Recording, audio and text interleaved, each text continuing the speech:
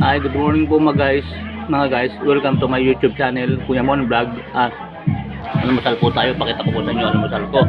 Pas muna po tayo sa pandesal ngayon. May pupuntahan kasi yung asawa ko Mamamalengke siya, kaya hindi ko siya kasabay. Ang almusal ko po, bagong saing na kanin na medyo mainit. Mainit kanina to, umuusok siyempre medyo lumamig na po. Nagkain muna ako tapos pina-repair ko tong camera So kung almusal, sardinas para madali kasi mamaya na magluluto mga ng tanghali. Saka po binuksan ko yung isang pinya na binigay sa amin kahapon ng kaibigan namin. Ito po, pinya.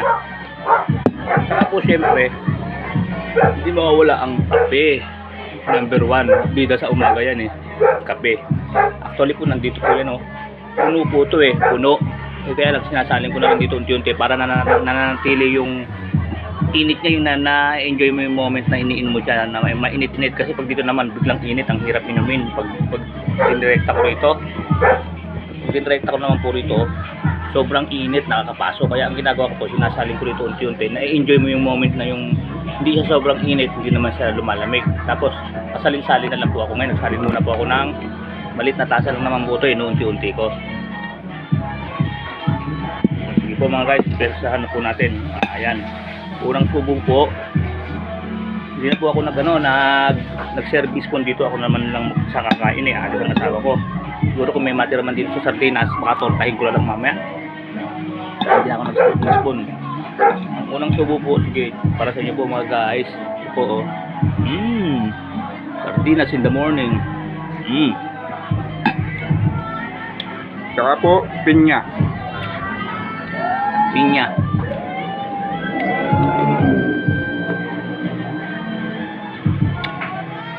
Kaya subukan nyo, masarap pa mo yung sasabihin nyo sa pagkain, yung prutas.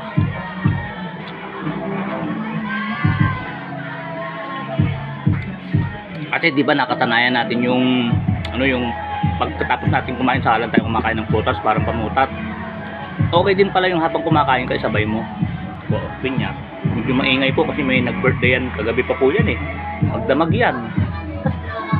Kaya narinig yan sa sound kung narinig nyo po, di ba? Parang may tumutugtog. Hindi po background nyo tugtugan po sa kapitbahay namin yun.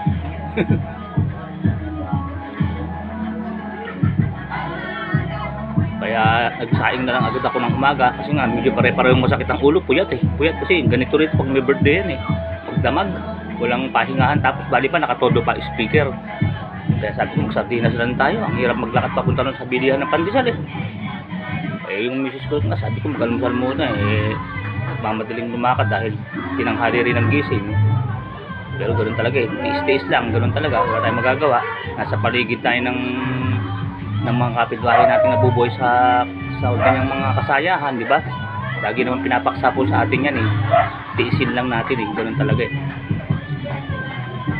Pero po, alam ko naman may hustisya naman po ang Diyos. Alam ko kung gagawin din niya ng paraan ng mga sistemang ganyan.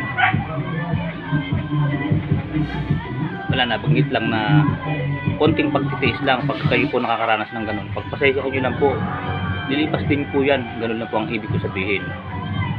Pinya, pangalawang subot para po sa mga viewers, followers, 9 followers.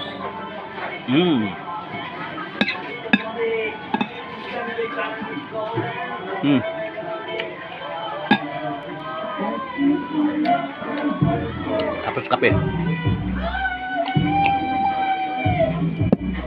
Lakas pa rin ng sound, sumaga na, magdamag yan Ano pa po yan? Maliliit pa po anak ko, ganito na po ang buhay ko rin sa lugar na nalipatan ko. Ewan ko nagtataka na rin ako Salamat na rin sa Diyos kahit pa paano. Kasi mananalangin ka sa gabi na kahit anong lakas ng speaker, bigyan ka ng di kawasang tulog ng Ama. Yun, pinagbigyan naman po ako. Kahit anong ingay nila, nakatulog ako. Ganun lang po yun kasi wala namang imposible sa Diyos Basta, sumunod ka lang lagi sa niya na huwag kang gagawa ng hakbang na ayaw niya, yung magagalit ka o yung makikipag-away ka, di ba? Kasi sabi ng Panginoon Diyos yun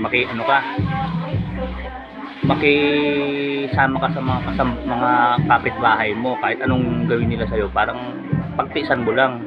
Kasi tayo nga yung gusto niyang maging ilaw ng mga kapwa natin, tapos magiging kagaya pa natin sila na konting mainit